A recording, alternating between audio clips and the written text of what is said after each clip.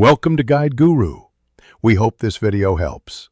You begin by confirming prerequisites. Identify your processor model and the exact OS build, and note the current driver version.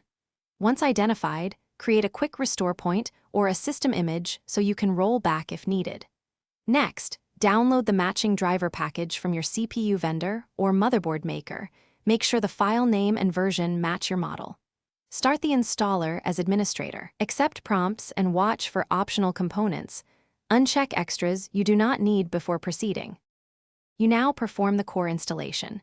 Run the downloaded installer with administrator privileges and progress through the interactive steps. Choose the custom or advanced option to prevent bundled utilities from installing. Follow prompts to replace the old driver. If asked, allow unsigned driver installation only when you trust the source. Once the installer completes, do not skip the reboot.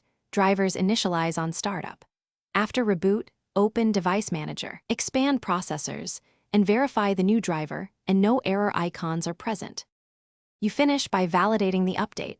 Run a quick benchmark or typical workload to confirm stability and performance improvements. Once done, make sure temperatures and clock behavior remain normal and that power states resume expected operation.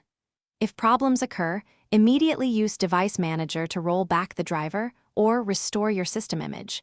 That returns you to a known good state.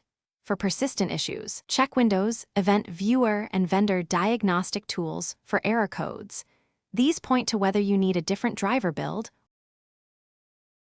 Thanks for watching. Consider subscribing if we helped you today.